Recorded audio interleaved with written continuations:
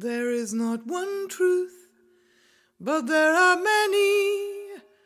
Oh, as there are people, there is not one truth. My younger daughter Ruth was murdered, and we went through a very long process with the criminal justice system in waiting nearly a year for the trial. And at the time, I can remember thinking, I wish I could actually talk to this person, because until the police came to see us and told us that he'd been charged, we had never even heard his name. But there are many, oh, to be sure. There is not one truth. It just felt really strange not to know anything about the person who had such a radical effect on our family.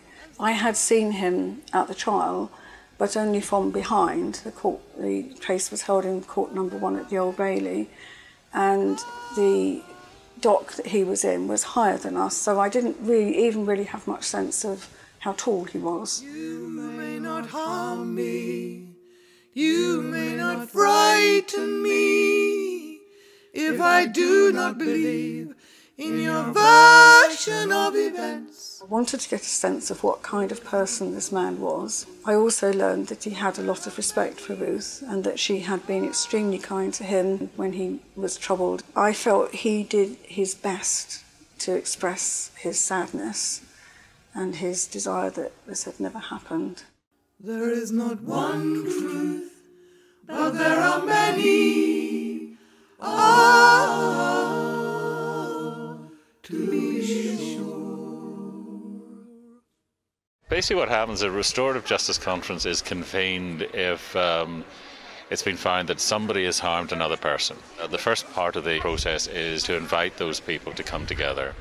And that's quite a complex process, because it often seems an unnatural thing to do, to want to meet either the person you've harmed or the person who's harmed you. There have to be 3 things in place. One is that the person who has committed the offence, if it's a crime, or made the problem, has accepted that they did it. The second thing is that there must be a safe environment for everybody concerned, and that everybody present is there willingly, they haven't been coerced. And you facilitate basically for them to listen to each other's experience of the harm, and then to enter into a dialogue in order to firstly understand each other, and secondly agree what should be done to make everything right. It's going to be very interesting indeed to hear what he's got to say to us. Would you please welcome Lionel Morrison? We as a community need to face up to these difficult issues, not push them under the carpet and leave them for someone else. We need to take steps, make it thorough, not let restorative justice become an easy label, a quick fix. Restorative justice for me is important in the sense that what it does do is to create an atmosphere among people to be able to work together to come to a solution. The superficial, quick apology misses the opportunity for restorative justice. The deeper levels of sorriness take time. The only thing we humans have to solve conflict is the word. At the end of any conflict, what happens? Eventually they get around a table and they start talking to one another. So the language that we use is critical, because we need to get into their thinking processes. We certainly have to be very flexible, because we're going to be working with people about their needs, not ours. Well, we've been invited over to deliver a training course, what we call Foundation Skills in Restorative Practices. It's a really diverse group of people who have come along. There's probation officers, people from voluntary organisations, drug counsellors, police officer, specialists in family group conferencing. In terms of a single message, it was about individual stories. It's something which you kind of intuitively know as a probation worker, but to have it expressed in that way, that it's about giving people the chance, the scope to have themselves heard. It did make me stop and think that really, a lot of the time, we're too busy doing and sometimes not quite busy enough listening. Restorative justice isn't about the professional's journey. It's all about the offender and the victim, and trying to bring them together in a very calm and neutral manner but trying to get some positivity out of what was a very negative situation. Bringing them together with the person who's harmed them is potentially a really powerful experience for both of them.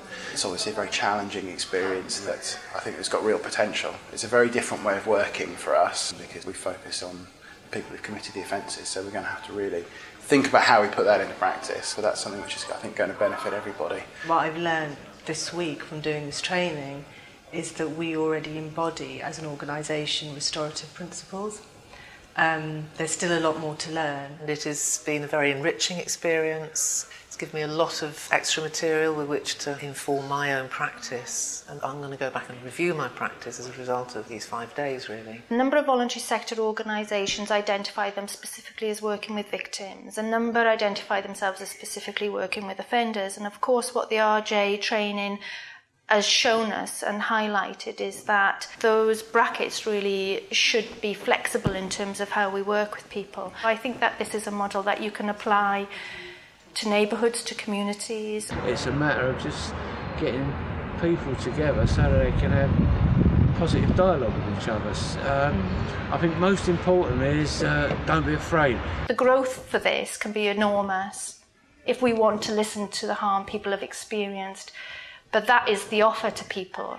You have to listen to harm, so we have to equip people to do that. I'm really hoping that we can set some roots in place and that we'll be able to build a really good foundation now from which we can work to make sure that we are going to be able to create a really sustainable restorative justice process throughout Devon and Cornwall. But there are many, as there are people. There is not one truth. The next day, Eric phoned me and said, I've seen the man this morning, and he told Eric that it had been the first full night's sleep he'd had since Ruth's death. So I like to think that it was something that helped him as well. My hope, and maybe my dream, is that in the future in this country, people who want to take part in restorative justice processes will be supported and encouraged to do so, and that it will be seen as a perfectly normal thing to do. You may not harm me, you may not frighten me. It's very difficult for the offender to be able to come forward and be able to say, look, I've done wrong, I've done mistakes, and we must be able to help and assist them, to be able to help themselves so that they can meet their responsibilities in the harm that they have done. You won't always feel this way. You won't always feel. You won't. You won't always feel this way. You won't always feel. You won't always feel. You won't this way. You won't always feel this way. You won't always feel. You won't always feel this way. You won't.